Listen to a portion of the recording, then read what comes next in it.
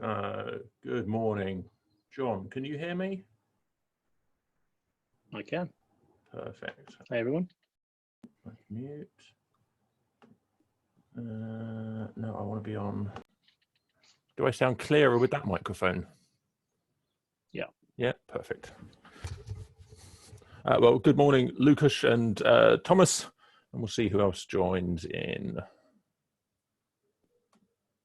Oh, apparently I've got 14 participants. Oh, blimey, 14 participants. Excellent. Well, good morning, everyone else that I didn't see on screen. I should probably make this go full screen. There we go. Christian, Daniel, I see you. Good morning. Hey, Daniel. So, oh, and Miguel, hello. And Peter, hello.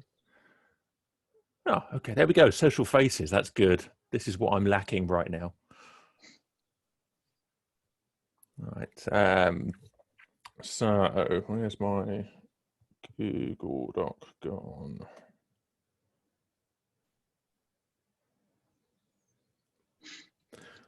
Right, we'll give it just a moment more, see who else pops in. Bertel, good morning. Elaine, good morning. I guess with 13 people, that's probably a good number to get started with. Well, good morning, everyone. Thank you for joining me on this call. This is, there was no plan behind this call a week ago. I just figured discussing this topic might be a good idea, given the number of colleagues I know who have suddenly gone remote in their various organizations and who are not necessarily comfortable with the sudden shift to enforced remote working. And so I figured gathering some like minds together, particularly some of those who maybe are less comfortable with the process, but have figured out some of the process, and then we can share tips and problems. There's also a secondary reason for this. I'm a very sociable person, and I'm having enforced non-sociability, and I want to see happy, smiling faces, particularly on a Friday morning. So you're going to help keep me sane by pretending that we're in the office having a coffee right now. So to that end, the tone of this call, you probably understand, is going to be a bit more relaxed. Welcome to my home office. It's slightly tidy and very comfortable. And I'm quite happy to sit here with the video on. If you want to turn your video on and you would otherwise be a little bit cautious about that, feel free to. I am recording this call. And because there are going to be some, or possibly some demos of a couple of tools that we might share, I'm going to record the video, but I think the only video that gets shown at the end is whatever's on the main screen, which will currently be me. So you sitting in the background on mute with your video on will, I believe, not show up in the video. So if you do talk, don't say anything private, of course, because the audio at least will be shared after this. But if you want to share your bedroom or your living room, wherever you're sitting, and you want to be sociable, that's totally cool. If you want to stay with the video hidden, that's totally cool as well. Good morning, Diego there. What can I tell you? Well, a lot of you know me or know of me because you've joined via one of the groups or one of my lists that I run. So my name is Ian Oswald. I'm one of the co-founders of the PyData London meetup. So I'm based in London. And I've been in data science back when it was called artificial intelligence, going back to the late 90s. So I've been doing this for a couple of decades. Now I work with various teams, either doing coaching with teams or by running training courses, along with giving talks at conferences like our PyData London conference, which sadly has been delayed until November given coronavirus. And so I love this topic, and I love helping teams get their data science done. So I get to learn more about different data science areas. I just really quite like learning about how to turn raw information into useful things. I've invited a colleague of mine, John, an old friend from down in Brighton, when I used to live down in Brighton, to join us on this call. John is not a data scientist. John is a technologist, so he works with a variety of teams, helping them to go remote. And one of the reasons we know each other is that over a decade, John has built up a co-working environment called the Skiff down in Brighton. John has a military nautical background and likes naming things boaty topics. So the Skiff is a really friendly, really lovely co-working environment down in Brighton. I've been down there, and a lot of his co-workers work remotely some of the time. And so that's led to John learning about remote processes over many years. John, do you want to introduce yourself and say hello? Hi everyone, I'm John. Yeah, hopefully I can. I'm a developer, but not a data scientist. So I might be able to talk half of your language. Yeah, I've got the experience from running the co-working space of working with lots of people working remotely. I spent a year working from South America with different clients completely remotely. And I actually remembered that I actually grew up in a remote household. My dad's probably worked from home for about 30 years. So I've got 2 toddlers here that might come running in, and I was probably one of them once upon a time before there was video conferencing with him. So yeah, hopefully I can give you a few insights that help you out on the way. All right, cheers, John. So the way we're going to orchestrate this, and this is the first time I'm running one of these events. In fact, I'm having to learn to hold my hands up because my webcam is at the top of the screen rather than the bottom of the screen. I'm waving my hands down here. It doesn't do anything. So we have to learn new skills, even if this feels really stupidly unnatural. And looking up at the camera, not looking at my lower laptop. So there are new skills that we're learning here. I'd like to practice one of those skills first of all. I'd like you to open up the chat window, please. If you've got the Zoom client installed, you'll see that I've posted a message saying that I'm Ian, I'm London-based, and I run my own consulting group. Just a practice chat. I would like you to just put in there your name, where you're based, and your company if you wish to participate. If you just want to lurk and not do that, that's cool. But if you want to get a bit more comfy talking remotely as we learn a bit more about remote working, that wouldn't be a silly thing to try. So feel free to introduce yourself there. John mentioned that he has kids who might run in. I can hear my dog hammering up the stairs outside. I have shut the door, but it's possible that a Springer Spaniel will come bouncing through. Oh, Sonderding, good morning. I'm also going to share, I put it in the email, I'm going to post in the PyData UK Slack channel, which you might wish to join as well. That we're not using that in this call. It's got nothing to do with this call. It's just a friendly, sociable Slack channel full of data scientists built out of the PyData Manchester group. So if you're a data scientist looking for other data scientists to talk to in a friendly, chilled, PyData-y kind of fashion, then that Slack group might be a nice thing to join. The other thing I'd like you to practice is raising your hand inside the Zoom interface. There's a button you can push. And then I can see you raising your hands or lowering your hands, and we might use that functionality. John, how does that work? Because I can't see it as an organizer. If you click on the participants icon at the bottom, you should have another area that comes to the right. Okay, that's it. There we go. I can see some hands going up now, along with Bertil's physical hands, because hey, physical displays of stuff are useful in video. All right, so we might use the hand raising feature as we go. You can put your hand up and you can put it down under your control, and I can switch it off as well. I'm learning how this stuff works as we go. Okay, so and etiquette wise, stay on mute if you will. John and I will be off mute and we'll be talking. If you have questions you want to ask or you want to suggest questions whilst we're talking, put them into the chat window. And then everyone can see those questions. Maybe someone wants to answer them asynchronously, or maybe John and I will invite you to talk.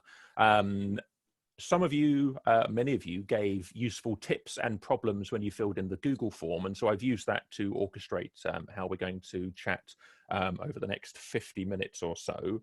We're going to cover the topics of well-being, distractions, team discussions, focus, and then we may get on to some technical tooling, whiteboarding and tool solutions, home office setup. I figure there's 10-minute chunks to talk through each of those, and we'll kind of see how we go with that. John has sensibly suggested we start with the topic of well-being, because for many teams, and this came up a lot in the problems being faced list that a bunch of you typed in, the sudden shift to remote working has caused various issues. There's collaboration issues, of course, and we'll get to that, but also just mental health issues. Heck, I've organised a call with a bunch of people I know and don't know, just so I see some smiling faces on a Friday morning. It turns out social contact is important. So first of all, we'll talk a bit about well-being. And John, do you want to give us a reflection on, tell us a bit about the companies that you've helped go remote. There's been several companies you've helped go remote. And tell us a bit about what that transition process feels like, because there it's done under an orchestrated situation where the timing is under the company's control. Here it turns out we're under the viruses and the government's control, and it's all been accelerated. So how does it work when it works well? And then we can reflect on that for some of the teams that are here.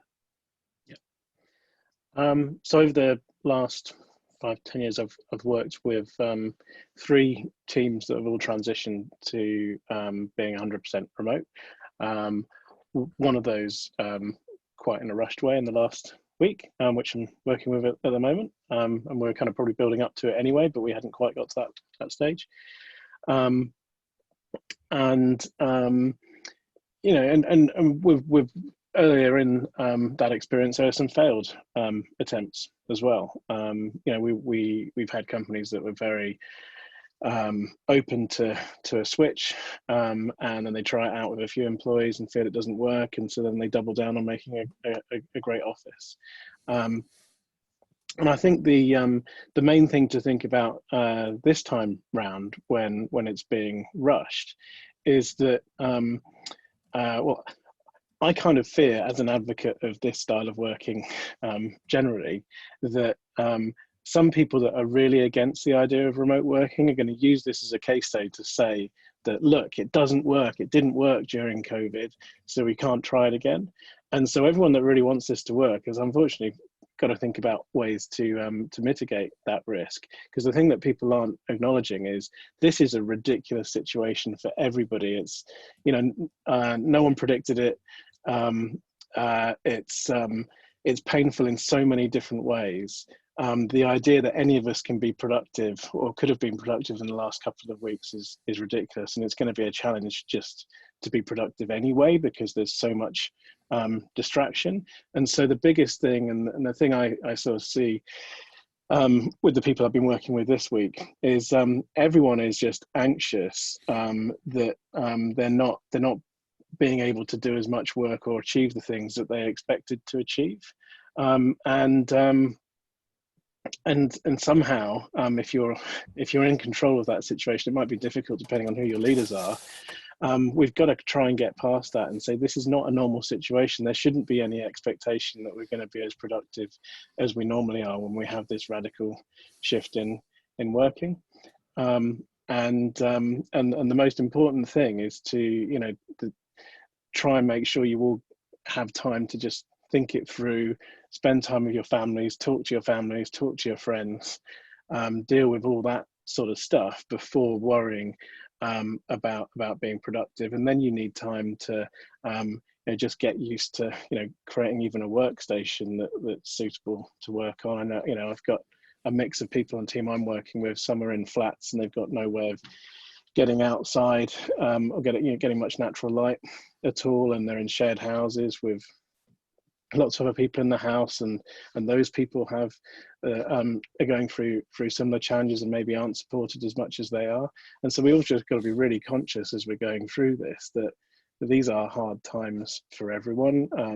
You know, at least, you know, I'm also conscious that maybe for, you know, a lot of us maybe are in more fortunate positions in that we are still employed, maybe on the same rate of pay before, or the work is still going, and there's a lot of people that are facing much harder times. And so we need to be careful not to beat ourselves up too much about that, and give them the time that they need. So that's kind of my reflection on the well-being piece. Is let's drop expectations and think about this as a bit of a longer journey to making the switch. There's not going to be a silver bullet to suddenly make everything work as well as it was working for you a few weeks ago. Very sensible points. And looking at the list of tips offered by some of you on the Google form, one of the top tips there is just talking about keeping up your everyday well-being is ever so important right now so that we can keep up morale. That's quite a strong statement to make, to realize that we have to keep our morale up in the face of everything that's going on. And then a flip side around that, overworking might be more likely as people want to escape the depressing news. And so this is from the POPSA people. I know that there's at least one or two of you here. They've set up a well-being channel on their Slack so that they can share ideas to help keep the team happy and sane. And that's a really nice idea. And I'm going to ask in a moment for some feedback on that to see how you're all dealing with just keeping the team happy and sane. I mean, you're forward-thinking, outgoing, confident, happy members of the team. Otherwise, if you weren't, you probably wouldn't be on this call. But other team members may not be in such a great place. And so I wonder what suggestions you might have to share there. One reflection that I have at this point is, and I've read this in various discussions about the switch to remote working, encouraging the team and particularly getting the manager to set the tone that it's okay not to be as productive right now. It's okay to get used to this new environment and to just chill out, set up some work that is necessary but isn't the highest priority so that everyone doesn't have to feel just too pressured, and to take it easy in these early weeks of transition while we live in this strange new reality, and encourage our fellow team members to be cool and just to relax into this strange environment that we have no control over. And I've got a couple of points here I could raise, but I think a bit of reflection on that might be a useful first thing. Would anyone like to share a little story or anecdotes about keeping your team sane and some of the transitions that you've done to enable that whilst working remotely? I'm sure somebody would like to come off mute. Go on, Bertel. One thing that my manager did, which I think was interesting, was to enact this: when you log in Slack, say that you in; when you log out, say that you're out, which is a way to just express the same thing. But interestingly, Loon, we're working a lot with Portuguese people who typically have an hour off for lunch. That's culturally very important for them. But she's making sure that they realize that now they have 2 hours. Okay. Just because they might have more things to do. They want to cook rather than just reheat something. They want to have that kind of and she's very keen on encouraging that kind of behavior. And she's active. There's a channel for recipes that have been created for the opportunity.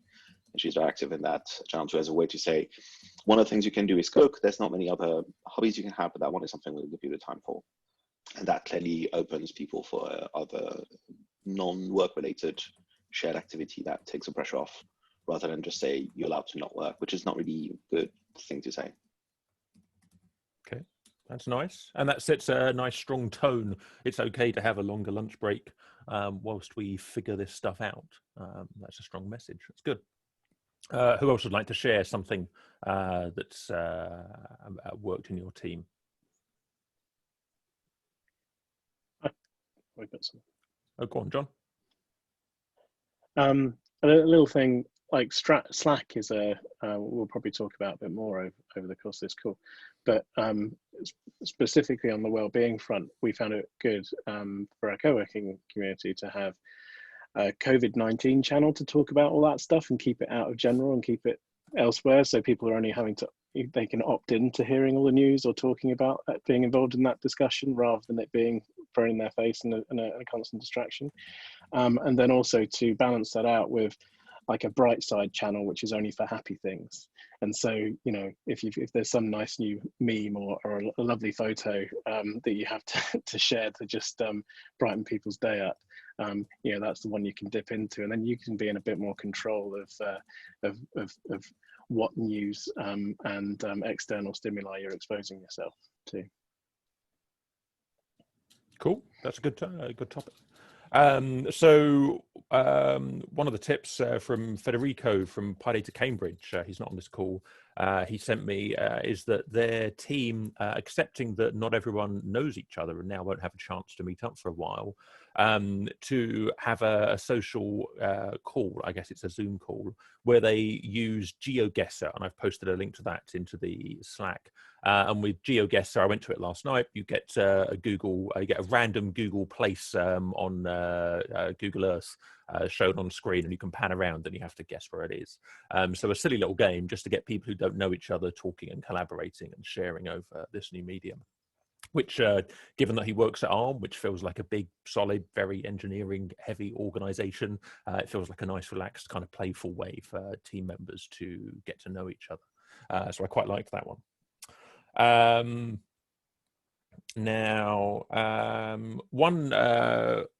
One reflection I saw on one of the Hacker News threads that I was following is that now is a good time, certainly if a manager agrees to set a tone of just adapting to this new environment and calming down a bit. Now's a good time to invest in doing things like refactoring and adding tests. So necessary things where you get to pay down your technical debt, but things that aren't life-threatening to the company. So not high-stress activities, not adding new things that have to go live and have to work. So good, productive work where you get to set your own pace, you get to know you've made progress, you get to report that you've made progress, even though you might have spent half the day reading COVID-19 information and stressing yourself out. But you know that you've made progress and things are walking forwards nicely.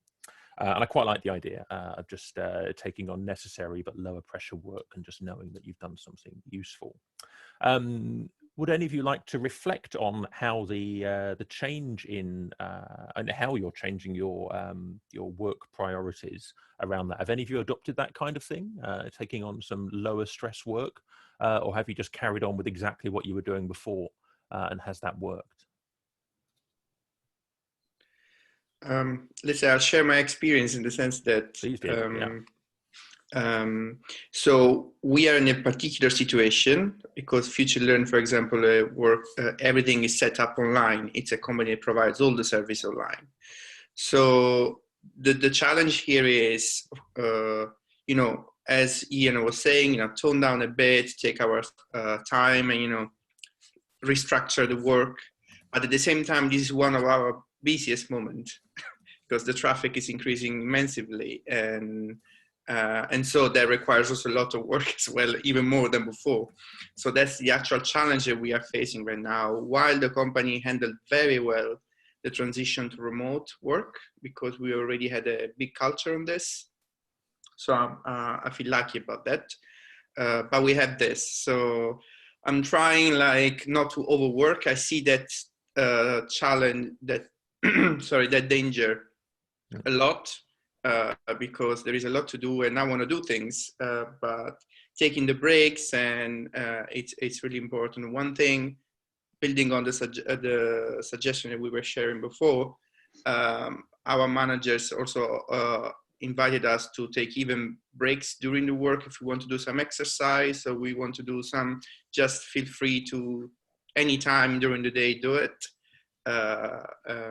And that's very, very cool. So generally I'm happy, just that for us it's a little bit difficult also, doing, okay, let's focus on something that is more technical or refactor things, because actually we have a lot of traffic that is hitting us now, and we have to work.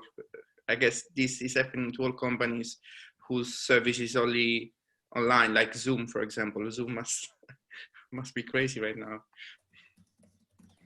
No, very good. Yeah. Yeah.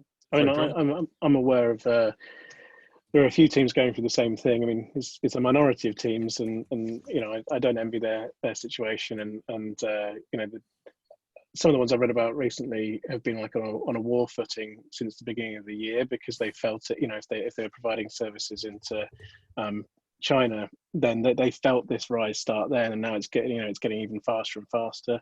There are a series of tweets that are worth looking at on that front for insight from Stuart Butterfield, who's the founder of Slack, and he's sort of been completely open both on the financial and a bit of the engineering and sales front,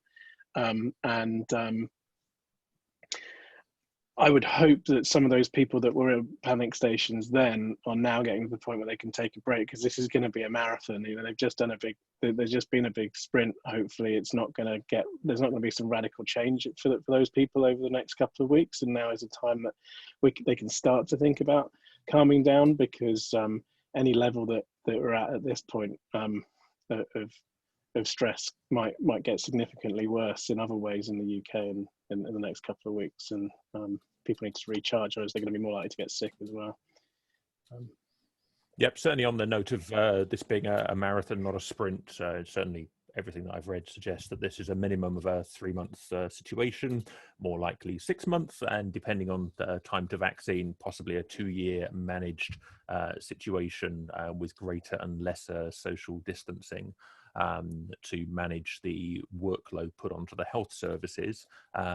Because we have lots of, if we're really good at social distancing, then we have lots of social isolation, so lots of uninfected people stay uninfected, and of course they'll get infected at some point in the future. So although I wouldn't suggest anyone panics and changes business models, at the same time accepting that this is not a flash in the pan, and getting ready, getting a team bought into the idea that this is a 3, 6, 9 months, 2-year strategy. That's, I think, the only sane way to approach this. Better to be surprised that it's vaccinated quick than to be depressed that actually it's going to take longer than the 3 weeks that the government, certainly in the UK, might be suggesting at the moment, because that's not going to work out that way.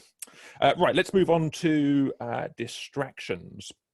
So this is another topic that came up a bunch, how to avoid distractions. We'll get on to focus and communication in a little while.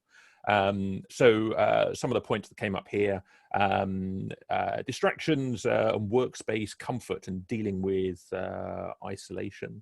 So how to avoid being distracted, say by Slack, when trying to focus. And that's an easy thing to always get distracted and flip to other easy side distractions. I actually a week or 10 days ago turned my well-being timer on my Android device for Twitter down to 0 minutes, because I decided that I had to not read Twitter anymore. Every now and again, I'll dial it up and I'll use it, and then probably as more of a write-only medium, and then turn it down to 0 again. Otherwise, 5 minutes becomes 10, becomes 20, becomes 30, and then it just starts ranking up again. Sandrine has suggested using a Pomodoro technique to get focused 25-minute bouts of attention. I've certainly used this technique when writing my book in the past. It works very well. And I found, although there's a billion Pomodoro timers, and you can even go and buy a physical Apple or tomato timer off of Amazon, which sits there ticking in the background, using the phone and setting a 25-minute timer is a really convenient thing. And it just helps. Once you're 15 minutes into your 25 minutes and you've realized you just sat there and you've answered some other emails rather than doing the thing you had set out to do, you realize how quickly the time passes. So I found that to be quite nice. And I know that some people use apps to turn off distractions. And one of the suggestions I had was FlipD, which I haven't used. FlipD, I think on the phone, I think it helps you stay mindful of the other distractions that are getting in your way, which is kind of an interesting idea. But I have no experience of that. Does anyone here use FlipD or any other apps like that? I wonder if you have a reflection on how that works, because I have no particular experience of those. Nobody? No one tries these apps? Okay. I've tried Freedom for a long time, then it was banned by Apple, and now I'm using another one. It bans certain URLs from your browser. So you had Freedom until it was banned, and then what was the second one? It's the Logos and Ace of Spades. I forgot the name. I need to find it online. Stick it in the chat if you would. I think it's on my other computer. Oh, okay. Yeah, if you could stick it into chat, that would be useful, because I'll put it into the blog write-up that comes out of this. Is anyone else using a technique like the Pomodoro technique to try to stay focused? Sorry for the ignorance. I don't even Oh, know yeah. what the Pomodoro technique is. Sorry. My understanding of the Pomodoro technique, I've got no idea where the name comes from, is From to Italy, of course. well, if you could buy a Pomodoro timer, and then you'll get a little tomato as your timer.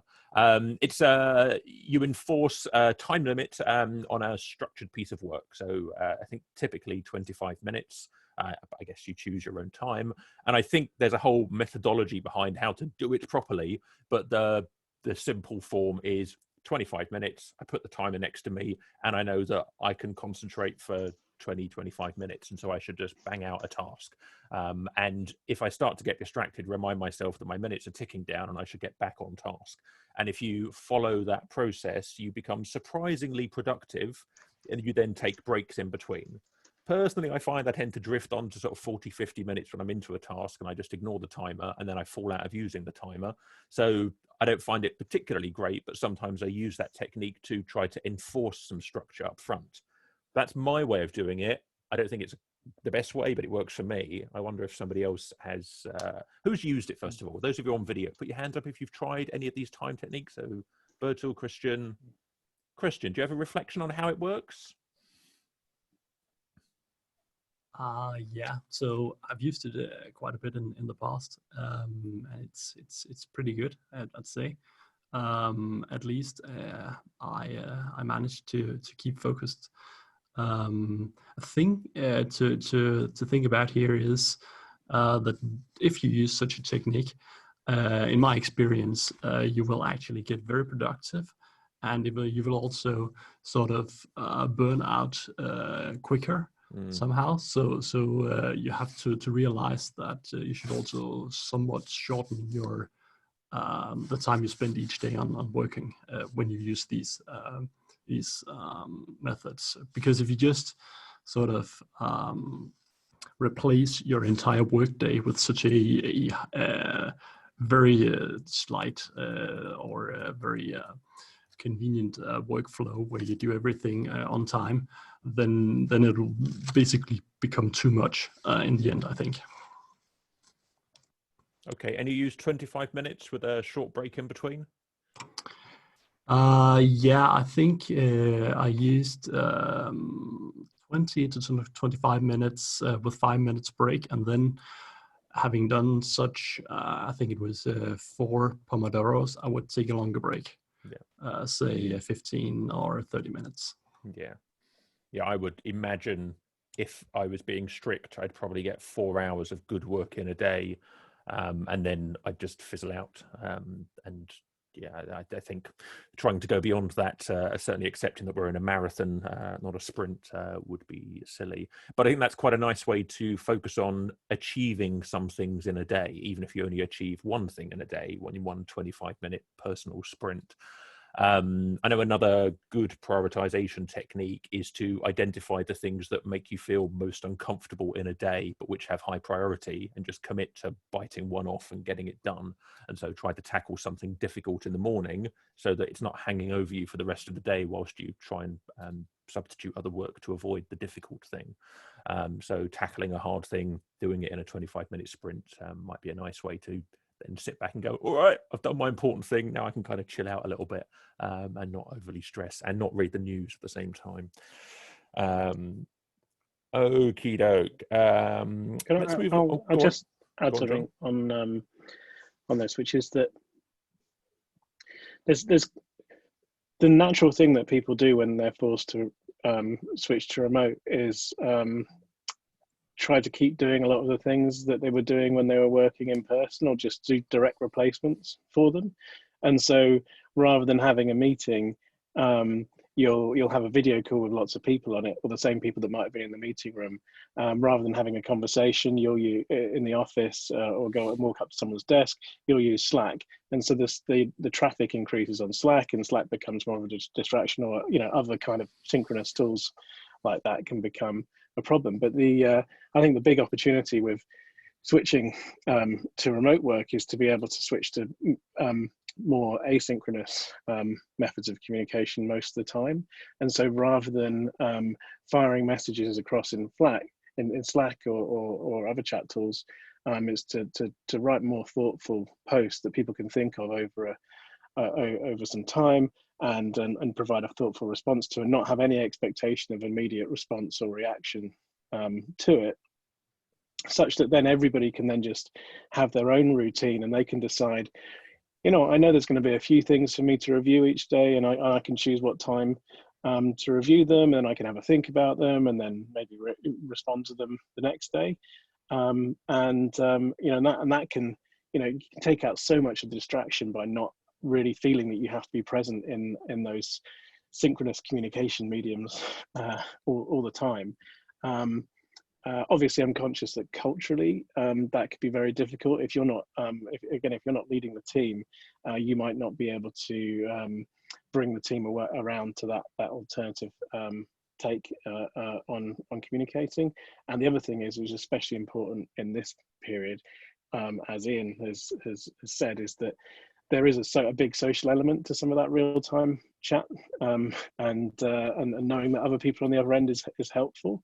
And so one idea to, if you are able to try and wean yourself off of messaging systems, is to make sure, maybe at least in the short term, that you replace it with maybe a video call once a day that is only about social stuff, and you don't try and load it up with work things, just so that you can all kind of have an opportunity to see each other's faces and talk to each other, and you get that bit of office life maybe once or twice a day or a couple of times a week, but then you might find that you don't need this real-time element that can be so distracting from getting work done.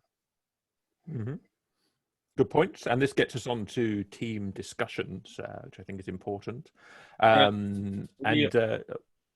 Sorry, I'm late. I had a meeting, but just to Severin, please, yeah. To build on what you just said, the way we solve this synchronized issue in our team. So I'm working with guys in Kenya and in US, so everybody's on a different time zone. Is that we set a time in the day where people are expected to be on a channel, and so there's no Slack. There is Slack, but there's no expectation that you answer to Slack immediately.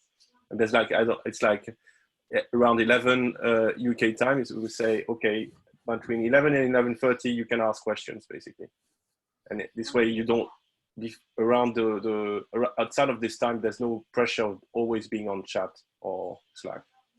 Okay, yeah. So setting core hours for some availability, and accepting that not everyone can be there in the core hours all the time, but generally the team wants to be present in that. That's it's not very really a sensible. stand-up meeting, because stand-up meeting is kind of organized. It's more like we get on a Google Hangout link, and if people are there, then we can chat, and if they're not there, we'll try to reach out to them in the meeting. But there's basically, the idea is to say, rather than send meeting requests for every question you have or send a Slack message, first try to sync at this hour, and after that try to find another solution. But there's no if you make the assumption that everybody should be available on Slack all the time, it's very as you say, stressful. But if you say, look, if you have a question, just wait until the next synchronization meeting we have, and after that, if really you can't have your answer, then you can start asking questions, sending meeting requests, sending emails. Yeah. And on the subject of asynchronicity, when I teach my software engineering class, one thing that I've talked about in there is that many engineers get their experience of a software development lifecycle from the company, particularly when they work synchronously in an office in person. If you switch over and look at, say, the scikit-learn or Pandas development style on GitHub, where everyone is distributed around the world and around time zones and different working hours, maybe they're contributing outside of their core work hours, they're contributing in the evenings or the weekends, actually it works just fine. And it turns out everybody over communicates, they use pull requests, they use the chat channel, and they use the message groups. And even without meeting in person or having video chat, Pandas and scikit-learn grow and thrive. And so if you're, and this might be something to reflect on with your team members, if your team members don't know how to go remote for a remote flow and an asynchronous flow, spend a bit of time going through, maybe a group call, going through how some scikit-learn pull requests are being developed. Look at the dates and times when people are posting and how the conversation flows, and see that actually it works just fine. And there's a process that demonstrably delivers high quality software reliably over a number of years. And then ask the team, hey, what can we take from this process? Do it for scikit-learn, do it for pandas. Maybe if you're feeling really hardcore, dive into the Linux kernel mailing list, and then see how it works for the software that powers a majority of the computers on the planet, developed in a fully open source distributed style. These remote styles work just fine. And so that might give confidence both to team members and to managers that this process can work asynchronously without everyone having to gather at the same time. I know one thing that came up on the tips was the need to over-communicate and increase transparency. And I know, John, you've got some thoughts on transparency, but before we switch to that, I wonder if any of you have found that your old communication style that you had in the office with lots of informal conversation isn't working so well now, and you're having to structure your communication differently.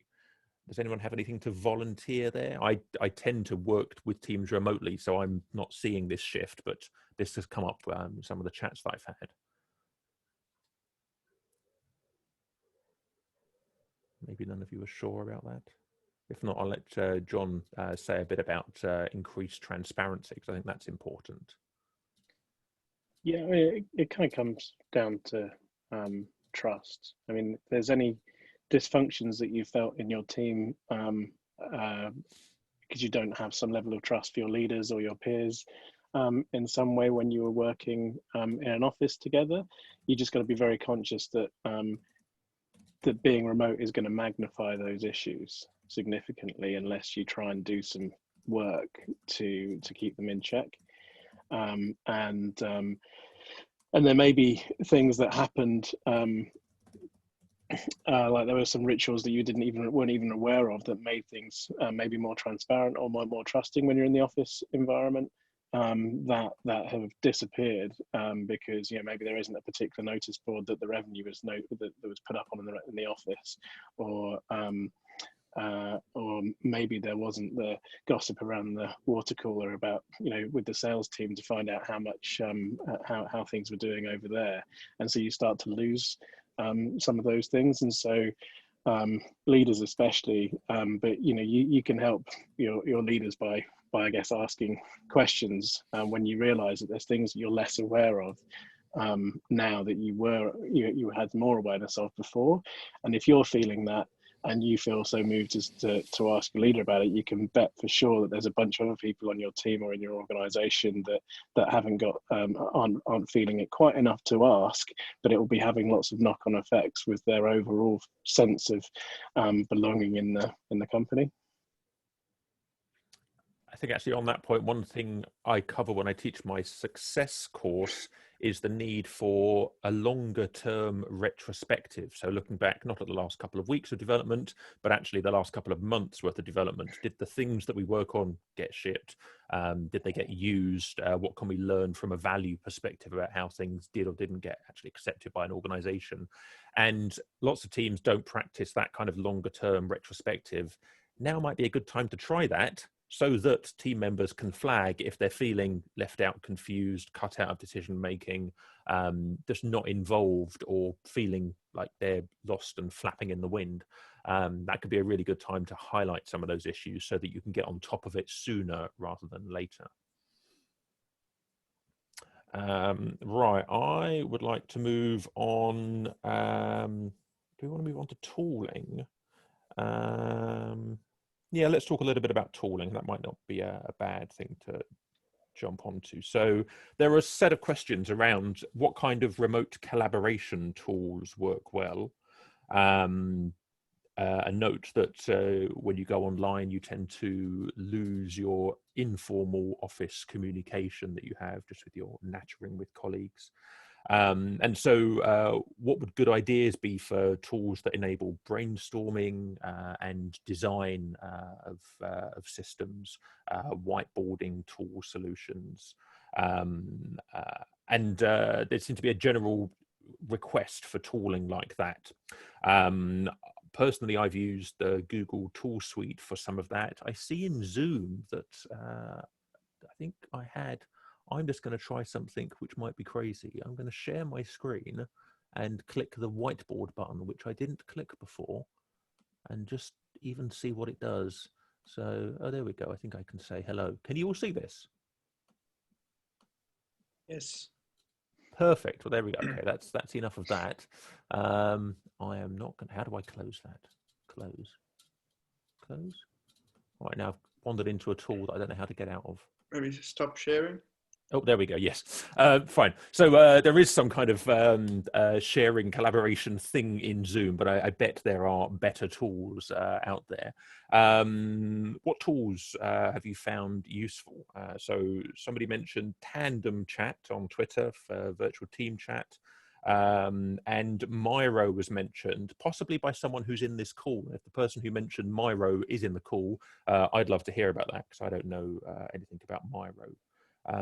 Who'd like to share some tool suggestions that work for group collaboration?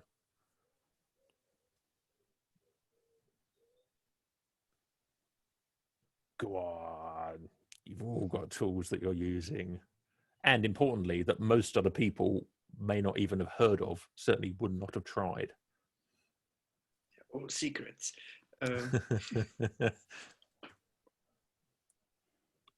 Or any that you recommend avoiding. Christian? Yeah, so so in Sigus, we use Microsoft Teams for communication. I think it's quite good. The Teams idea and having different channels, I guess that's a lot like Slack, is fine. But we've also tried to look into various whiteboard applications to use. I haven't really found anything that's that just works. We've tried the Google Drawings, and we've tried the built-in whiteboard in Microsoft Teams, and yeah, it's not really what we would like. So so we're still trying different things and haven't really found anything that just works yet. Does anyone have any good tools for retrospectives or problems with the retrospective process? Because that's something that works really well in person when you've got a great big whiteboard and post-it notes, and is a bit harder perhaps remotely. I know that John has a tool he can give us a super quick demo of that he's used with Teams. Anyone have any retrospective suggestions? I mean, I don't know how we sort of already before transition to remote, we already used that. We, of course, the standard Trello boards, we sort of transformed it into also a way to do retros, where we have columns. Each column is a topic, you know, good things, bad things, questions, and actions. So we always using the team to do it remotely. So I know that Trello was not invented for that, but it's still a good way to share all these cards. In each card, somebody write a thought, what went well, what could be improved, and so on. And then you discuss remotely in a call while looking at, everybody is able to look at the Trello board. So this is a way that we found was useful to us, but I don't know of any specific tools. Okay. John, how about, so I'll give a tiny demo of Trello in a moment and how I use it. But John, how about a quick demo of the Ritrium tool that you mentioned?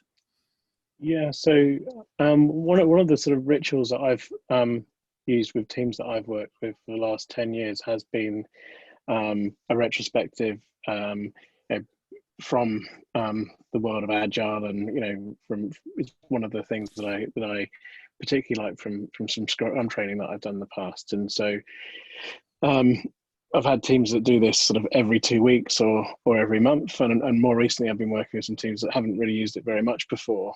And it was, for those teams that I've used it for a long time, it was the biggest blocker for going remote. The thing they really enjoyed, that they had this thing as a thing they used to do, of all getting into a meeting room once every couple of weeks and being able to talk about anything that was important to the team.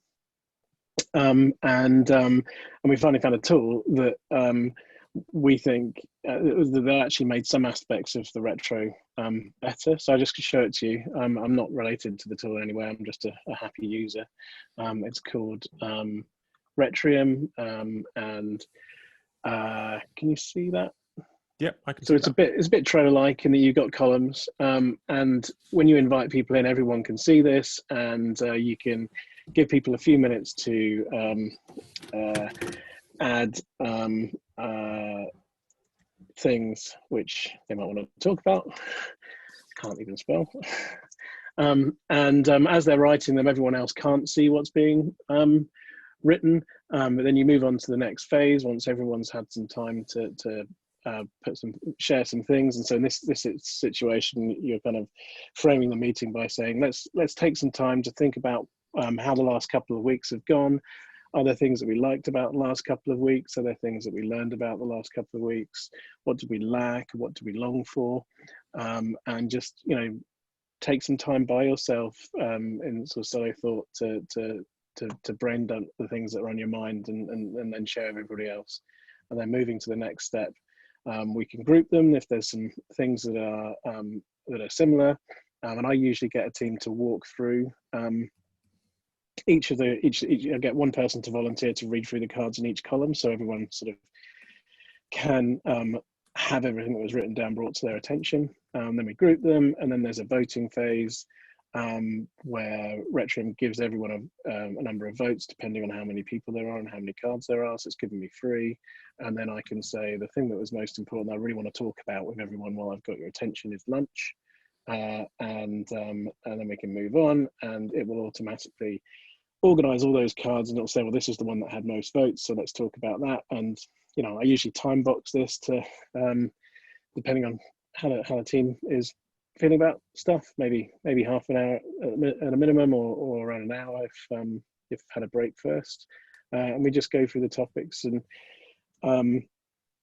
have some discussion, and you can record action items as you go along, and then you can come back and start to build up a series of these in your Retrium account. It's very good value. I think it's like $29 a month per team, or thereabout. Might even be a bit less than that. And you can do as many retros as you like. But it's the main tool that I'm most dependent on beyond Zoom when I'm working remotely with teams to really get some sort of semi-structured conversations going between people and getting everybody involved. That's Retrium. Thank you for that, John. Certainly I was, when John gave me a demo last night, he was typing and I was typing, and I realized I couldn't see what he was typing, but it was like a blurred box on screen. So you can see that there's group activity. You just don't know what the other person's typing. That was kind of a weird process, but that's like writing down your Post-its and then sticking them on the wall as a team. So that felt like quite a nice collaborative activity to go through. It's a very cheap and simple way of retrospecting our development process, and I really that works great for a couple of weeks, but I do think there's this bigger 3-month retrospective process to look at what value did we deliver and what didn't make it into the business, and why is that working or not working, that is also worth reflecting on as a separate retrospective process. And I don't see why that tool couldn't be used there.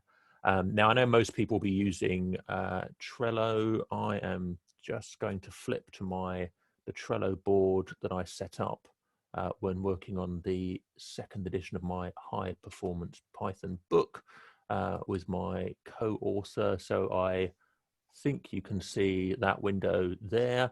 And so here I've just got a standard Trello, just a free account. And the way I work here is to have a set of columns with topics like additions, things that would go into the book, things that I'm working on. So doing, I drag additions into doing, and then done. So you get a nice big pile of things that are done, which you can clear down every now and again. And you can put things into the blocked column when you're blocked by them, so that you don't lose track of the fact that you need to go back and solve those, and then a bunch of ideas for the future and the things for reviewing. So this is where the editor would say, oh, I've reviewed that chapter that you wrote the other week, you need to give me some feedback on it. So that happens out of sync with the rest of the development cycle. I found that kind of process to work quite well. I know there's lots of different ways of arranging Trello, but if you're not using Trello or a tool like that, I really recommend it because it works great for personal projects along with work projects. Does anyone have any other tools aside from Trello that work particularly well for organizing teams and collaboration? I mean, Jira is another obvious one. Whether it works well is a different question entirely, and you can go crazy on Jira. But which other tools do you have? Anyone want to share one?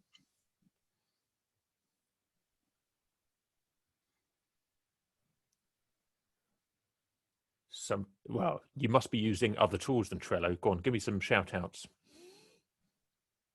Berta, what have you used in the past?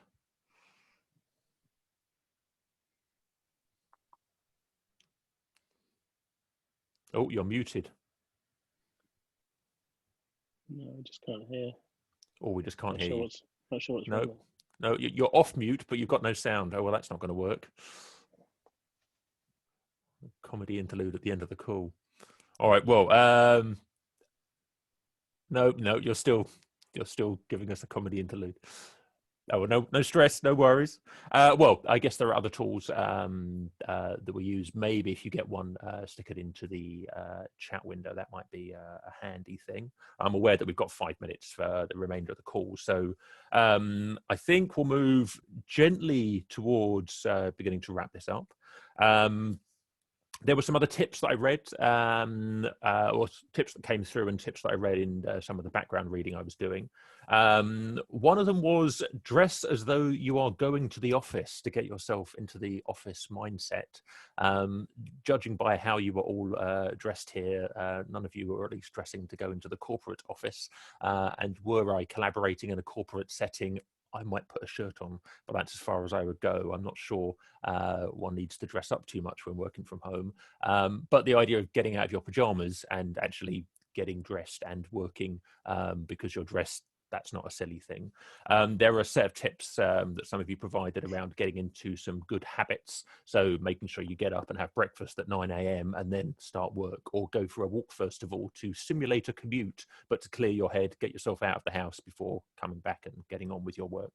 And having some kind of scheduled exercise. I'm making sure I get out for a jog every other day, separate to walking my dog every day, because that way at least we remember to get outside and enjoy the sun that we have at the moment, because at some point it'll be raining, and then when it's raining we can't go out. So go out when it's still sunny and enjoy that.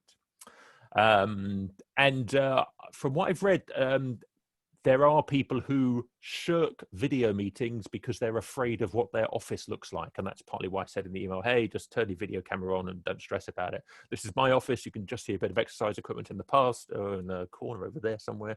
I was hoping that wouldn't show up, but hey, it turns out it's not the end of the world that it does show up. I think a lot of us are going to have to get a bit more chilled about how we show off our home spaces to our colleagues going forwards. So that's a nice set of tips. I personally, I'm up for hosting another couple of these if we think they're useful. So I'd be very open to getting your feedback on this. Just for those of you on video, does it feel like having another one of these maybe on a different topic would be like a good idea? If so, put your hand up now and I will just get a vague idea as to whether this feels like a useful thing. Okay, so this feels like a useful thing. Good, right. And also, hey, it's nice to see happy smiling faces on a Friday morning. John has a tiny demo to give us about a tool he was working on to help teams become remote. It's a non-commercial thing, but like a scorecard to help teams figure out where they might be lacking. And I figured it was worth sharing this because this is something you could share with your teams and with your bosses, which might help them get a bit more switched on to areas where other teams are known to be lacking.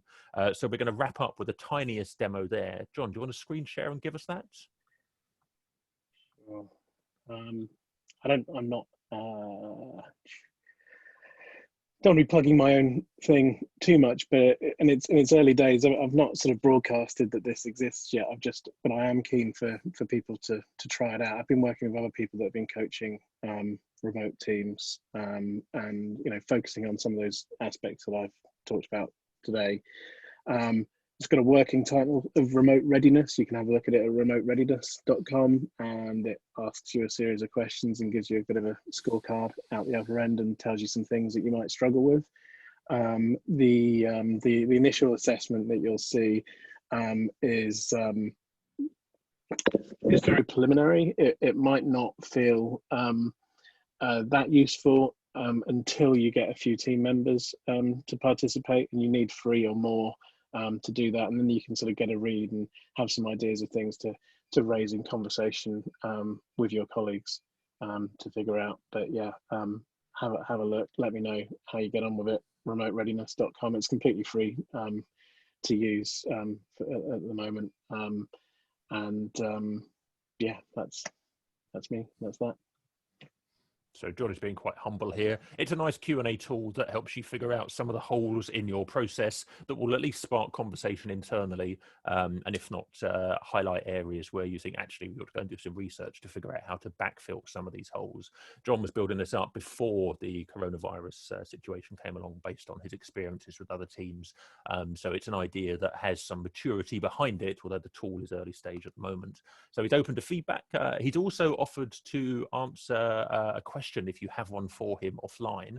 So on Monday, I'm going to send around an email to this group again with a link to the blog post that I will have written and a quick summary of the highest level points, but you'll get more out of there. I'll include John's email address so that you can write him a question if you like. And I'll ask for some feedback on other topics we might cover, and then maybe in a couple of weeks' time we'll do another session like this and see what else comes up. I know one question that keeps coming up is deployments and how do we set up machine learning for deployable situations. That's a thorny old topic, and that might be one of a fun morning's chat about that. So we can give you some feedback via the email that I'll send around. And I think that's all I really wanted to add in there. So yeah, so contact John on Monday if you want some more feedback on your remote process, or if you want to talk about getting him involved, helping your team to move remote. That wouldn't be a silly thing. I help teams with their data science process and deliverables. So I'm happy to chat about that if that's interesting to you. And otherwise, I think have a really good weekend. Chill out, remind your teams to go slow and be calm and sane. Go and enjoy the sun while it's still here, and take a deep breath, and everything's going to return back to normal in some number of months' time. And so we'll get through all of this. There's a bit of change. We'll get through it. Thank you very much, everyone, for joining us, and thanks to John for your advice this morning. Cheers. Thank you. Thank Bye, you. guys. Bye. Thanks.